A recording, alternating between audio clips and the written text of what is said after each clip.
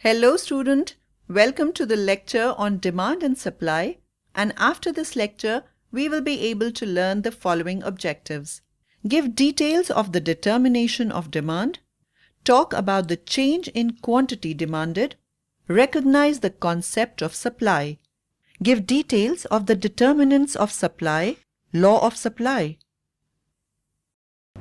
Demand is the quantity of goods and services that customers are willing and able to purchase during a specified period under a given set of economic conditions. The period here could be an hour, a day, a month, or a year.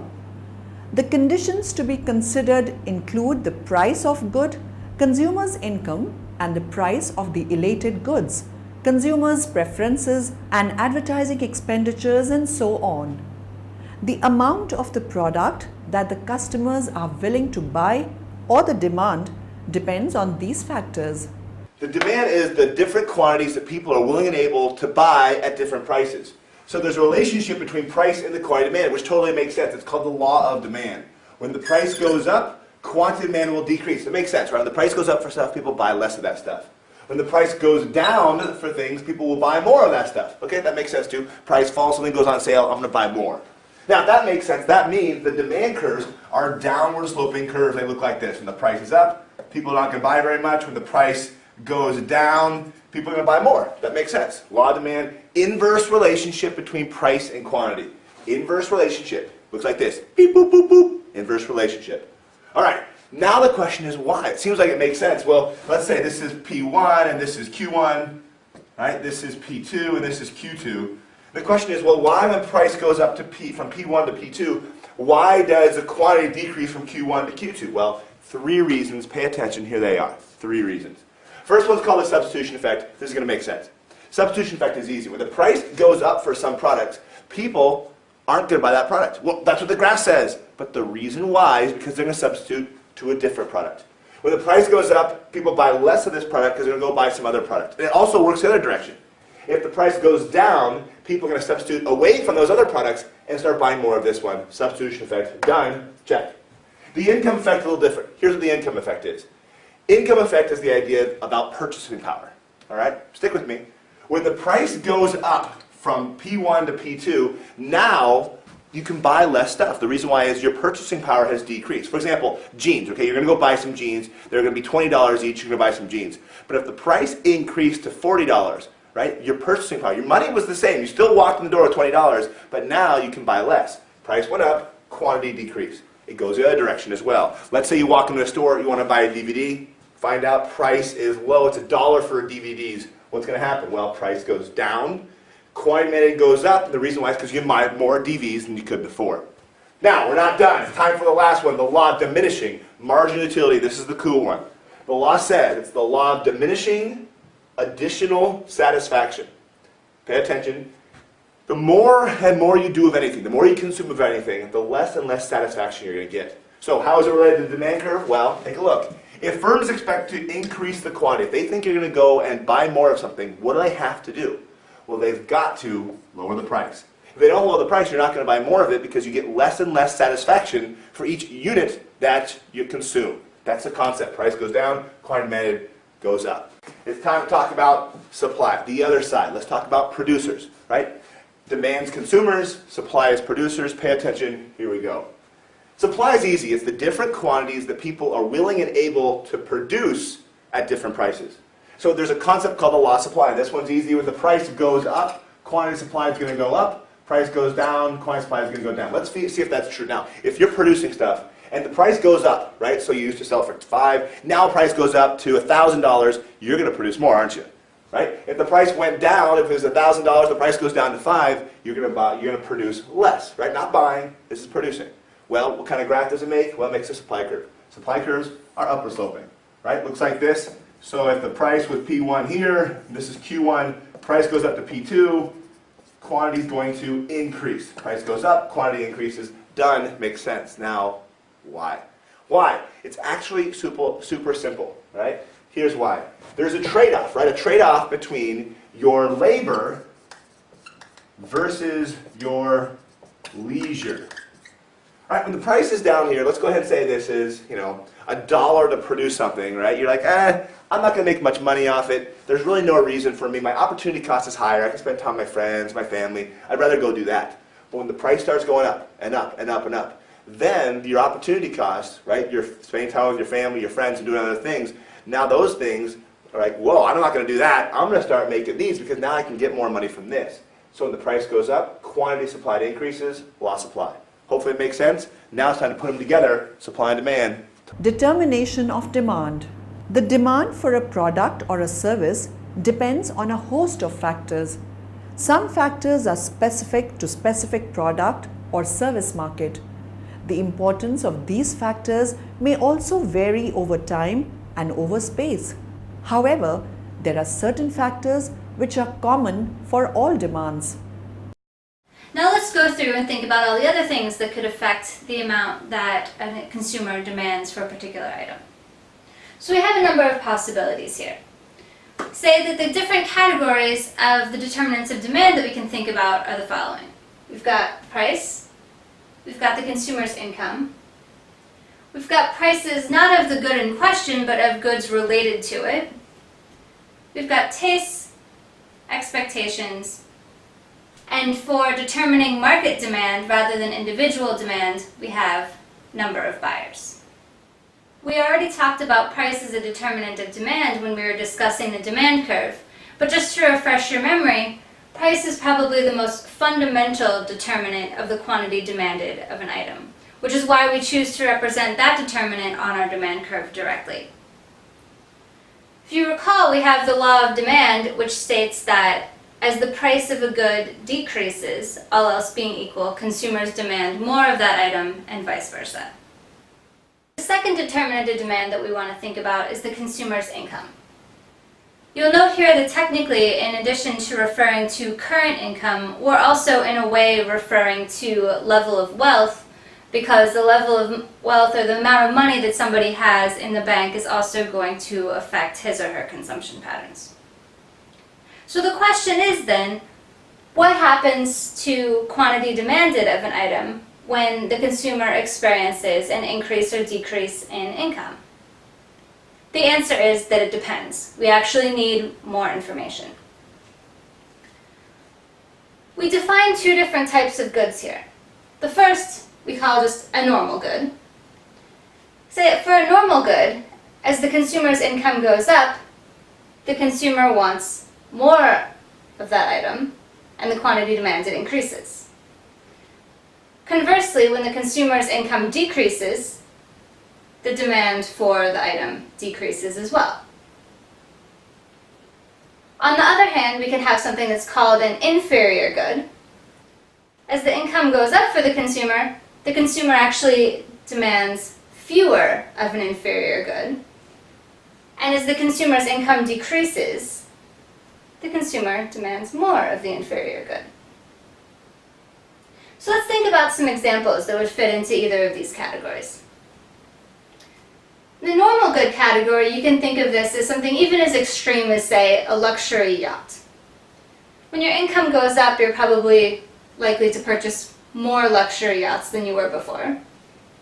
When your income goes down, you're probably likely to consume fewer, or to demand fewer luxury yachts than you did before. You can think of an inferior good as your cheap beer example. I think that empirically it was actually shown a few weeks ago that during the recession, sales of cheap beer, such as Bud Light, for example, actually went up rather than down. While this might at first seem surprising, given the framework of the inferior good, it makes a lot of sense. And say as consumers' income goes up, they actually consume less cheap beer, presumably because they trade up to something better. And when consumers' incomes go down, they actually consume more cheap beer. If you want a more typical example of normal versus inferior good, you can keep in mind that maybe filet mignon or expensive steak is a normal good, whereas hamburger is an inferior good. Normal and inferior goods don't have to be paired in that way, it's just sometimes helpful to think of them like that so you can always remember which one's which. There are also some goods which, at least in a general sense, are neither normal nor inferior. In that case, they would just be fairly unresponsive to changes in income. You can think, for example, of toilet paper. Toilet paper is probably not really either a normal nor an inferior good, because regardless of how much income a consumer has, their preferences and the amount of toilet paper that they're ready, willing, and able to consume probably doesn't change a whole lot. The third determinant of demand is the prices of related goods.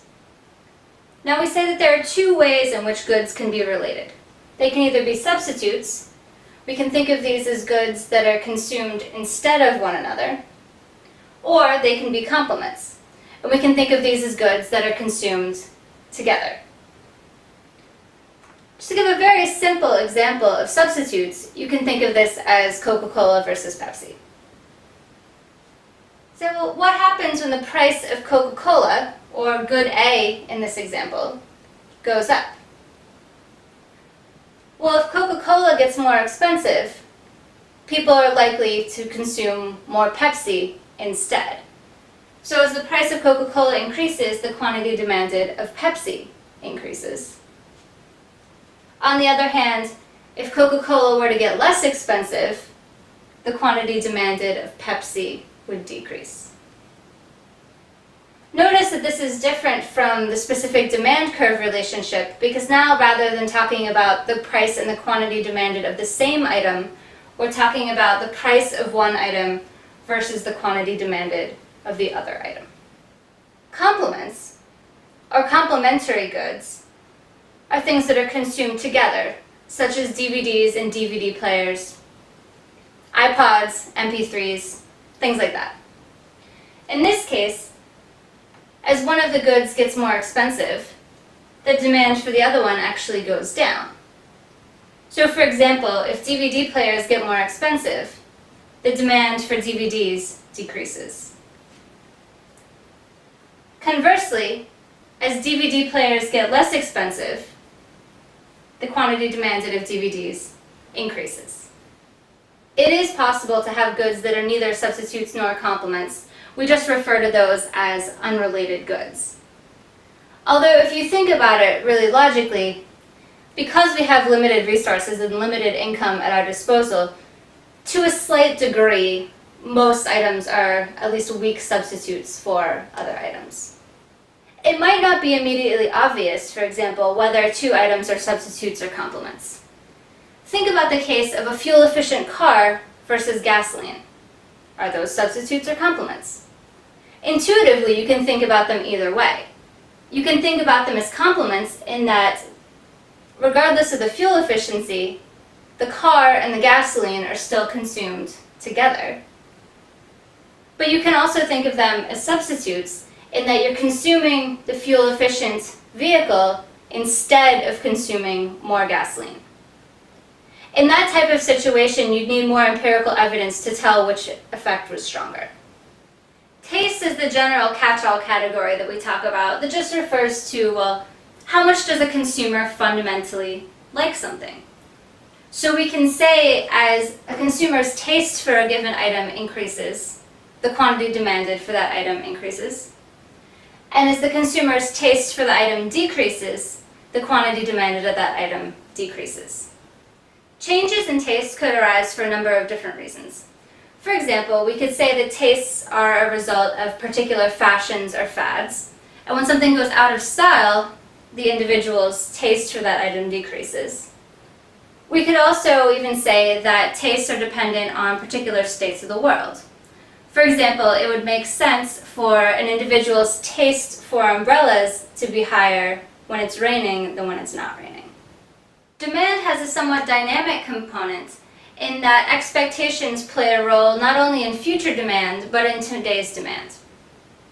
When we're talking about expectations, we can be thinking about expectations regarding future prices, future income, future prices of related goods, future tastes, and so on.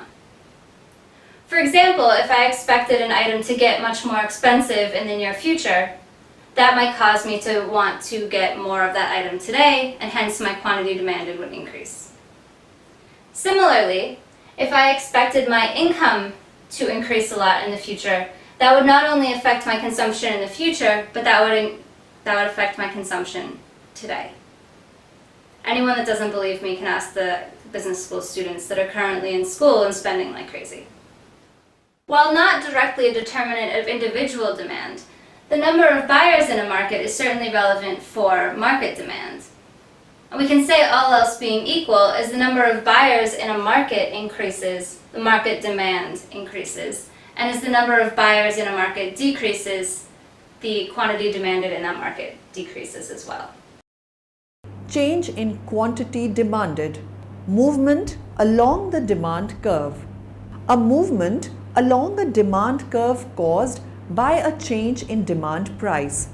The only factor that can cause a change in quantity demanded is price. A related but distinct concept is a change in demand.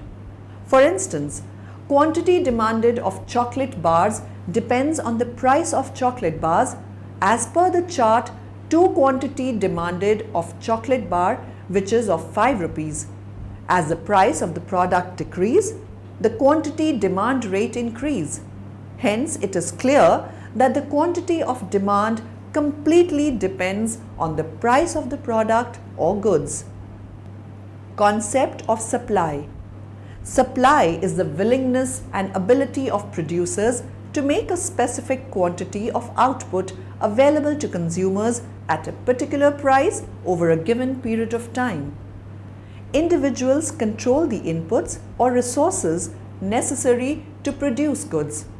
In one sense, supply is the mirror image of demand. Supply analysis can be used to determine the impact of changes in product and factor prices in technology and in access on factor demands, including labor, production, marketed output, aggregate supply and incomes. Determinants of supply. Law of supply. Supply refers to the various quantities offered for sale at various prices. According to the law of supply, more of a good will be supplied the higher its price. Other things constant, or less of a good will be supplied the lower its price, other things remaining constant. What they are?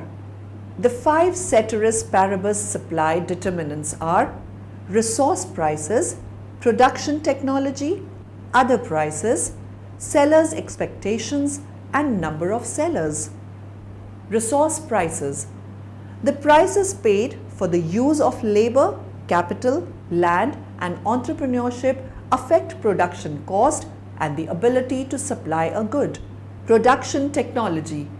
The information available concerning production techniques affects the ability to supply a good. Technology is what producers know about the ways to combine inputs into the production of outputs. Other prices. The supply for one good is based on the prices paid for other goods that use the same resources for production. Sellers' expectations. The decision to sell a good today depends on expectations of future prices. Sellers seek to sell the good at the highest possible price. Number of sellers.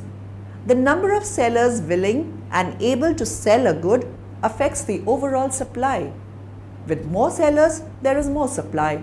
With fewer sellers, there is less supply. How they work? The supply determinants are assumed constant for 2 reasons. 1. To isolate the law of supply relation between supply price and quantity supplied. 2. To systematically analyze what happens to supply when each determinant changes. Alright, so now we're going to talk about supply. We've done demand, now let's move on to supply. And by definition, the law of supply is that there is a direct relationship between price and quantity, ceteris paribus. Keep that ceteris paribus in mind, right? Nothing else changing. Right? So if all you're allowing to change is price and quantity, supply looks like it has this kind of curve. So if the price is set right here, how much will suppliers make? right there. That will be the quantity that suppliers make. Remember that supply is really the definition of people who are doing the selling. This is the harder thing to contemplate other than demand, because demand is really the buyers, and usually that's what we are, buyers. But in this case, we're sellers. So think of yourself as a seller. When the price of a particular good is going up, you want to sell more of it because you're going to make more money coming back. Now, just like in demand, you can have a change in quantity supplied and a change in supply.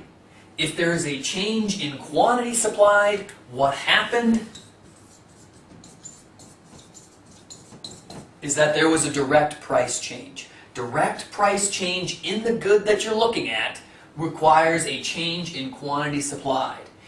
To get a change in supply, to have supply change, right, to literally have this graph move, you have to release ceteris paribus, and then supply can shift as a curve. Whereas when it's just the quantity supplied changing, then you're just talking about a price change. So if the price goes down, say to here, our new price, our quantity supplied will decrease to a new supply, right? And there will be non-price determinants. Non-price determinants, I'll abbreviate it. Those are the things that are going to change supply. Okay, so an increase or decrease in supply will become from a non-price determinant change, again, when you release ceteris paribus. There you go, that's supply. Summary. Demand is the quantity of goods and services that customers are willing and able to purchase during a specified period under a given set of economic conditions. There are two types of demand called direct demand and derived demand. The market demand function for a product is a function showing the relation between the quantity demanded and the factors affecting the quantity of demand. The various determination of demand are income, price of a complement, price of a substitute good, tastes or preferences, expectations, population. A change in quantity demanded is a change in the specific quantity of a good that buyers are willing and able to buy. Quantity demand is a specific quantity that buyers are willing and able to buy at a specific demand price.